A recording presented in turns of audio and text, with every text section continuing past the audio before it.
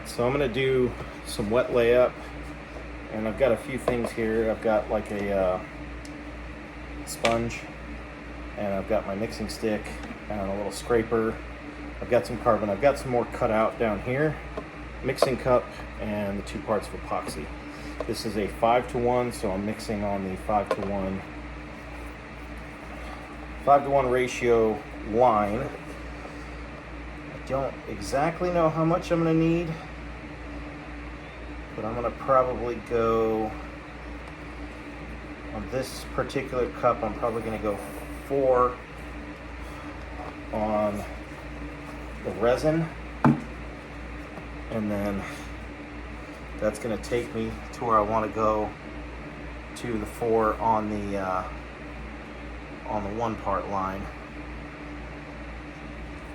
There we go. So now I'll just take my mixing stick, mix. So I'm going to mix this, scraping the sides and the bottom for just a couple of minutes here. It's already running clear.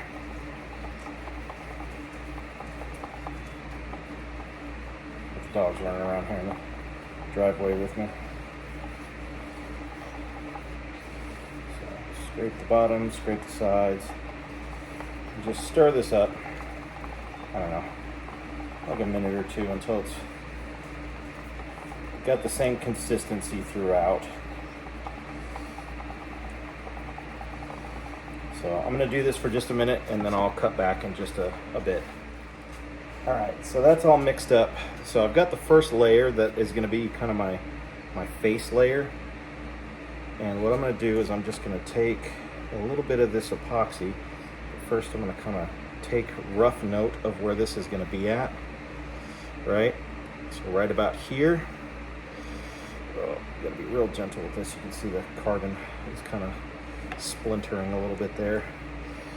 And on this part it doesn't really matter that much, but I've already prepped this surface with some Pardal paste, so that should keep this epoxy from sticking too much.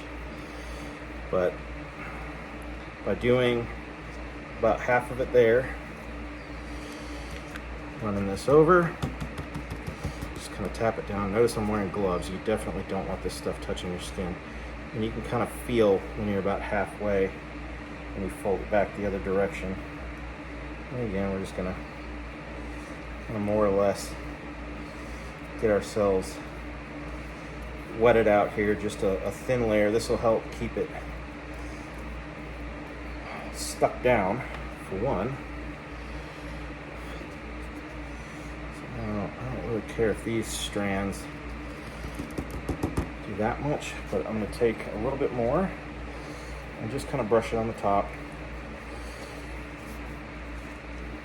Well, the other thing I have here is this little scraper. I haven't tried this method yet, but what I'm going to try and do here is I'm just going to pour a tiny bit here in the middle, and then use the squeegee to kind of work this into the fibers a little bit. And the reason why I kind of folded it over first and then started doing that, and then, you know, put down the epoxy layer on the glass, is because if I did this step first without doing that, then all these fibers would start kind of going in all different directions. They'd start getting pushed around, and it's not good. So kind of just using the sun off here to my right to judge about how good I've wetted out. I'm going to throw a little more down here just to kind of spot it in a few different areas. This first layer, because this is a wet layup, I'm going to do this a little thicker than you would if you were doing another method like vacuum bagging. So the vacuum bag, you don't really need to do all this, because that first layer you just do like a spray tack or something like that just to hold it down. But this will help wet the fibers through. Now the second one, I'm placing at roughly a 45-degree angle to the first one. Trying to lay it flat, keep all those fibers more or less in the right orientation for strength.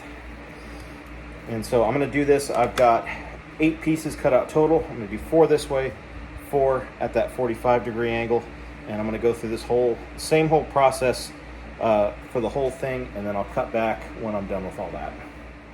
Okay, so I'm about to drop my last layer on here on this 45-degree bias. Now this one,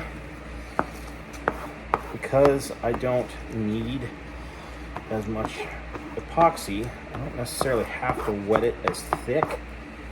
I just put a little bit on the bottom, and I'm just kind of scraping it in a little bit, and I'm just going to add little bits here and there just until I get a nice, very, very thin, even coating.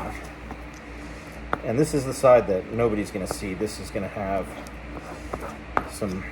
the other small little pieces that I have kind of glued to this side, and this is, it's all going to get cut up. So if the fibers get a little distorted like they did right in this area right here, not a huge deal. I don't know if you can see that on camera, but there's some smoke going here. It's because this epoxy is already kicking, and this resin is trying to cure because it's hot out here, and it was a very thick amount that I put in there. So it's probably not quite twice, but around twice what I needed. But that's fine. I've got more still. And we're good. Sorry, dogs heard another dog barking down the road, and they're trying to investigate, see who's talking. So, smoke and the fumes are why I have a fan going over there, and why that door is wide open, because you definitely do not want to inhale these fumes if you can help it. So I'm gonna go ahead and set this one over here. It's gonna probably melt some of the cup, or I don't really know if it's gonna melt or if it's just gonna kick in the pot right there like it is. But as it is right now, I think we're looking okay. We don't have a ton of excess resin coming out of the top. Everything is nice and flat. All 8 of my plies are down and they're on their bias.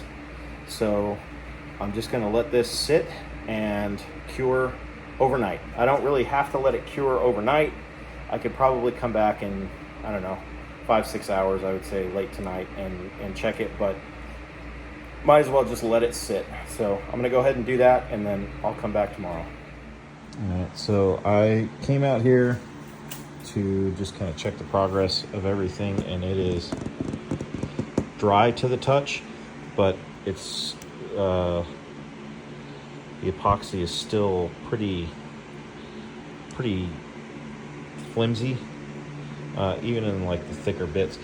Like this here was a little bit thicker, so I scraped a lot of this stuff off and made it easier just to, once this thing fully dries and I can scrape and I can peel this up, it just makes it easier when all this is still soft.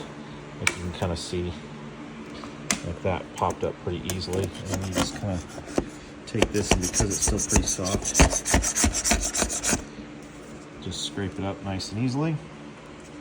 And that's that. So, and then what I'll do is I'll probably trim from here down to there, and then I can kind of come out and around in a little, in whatever shape I need to, and then I can fit one of these from here over is going to be one lower bracket, and then from here over this way is going to be the other lower bracket. So yeah, we'll check back in the morning and see how it looks when it's a little more cured. All right, well, I've went ahead and demolded or delaminated this thing from the mirror top. You can see I've got like a nice smooth surface. It is very rigid, so it doesn't want to bend very much in either plane. So when I go ahead and zip it from here to there and give myself my little cutout shapes, it will hold nicely. It doesn't have to hold a ton of weight, but I didn't want it to flex too much. But you can see it's got like a nice, very smooth surface. You know, I've got a couple of minor imperfections in there, but I'm really not too worried about it because it's, you know, it's barely going to be seen, barely going to be visible from that little spot in the car. But anyways, that's all it takes to lay up a flat piece of carbon.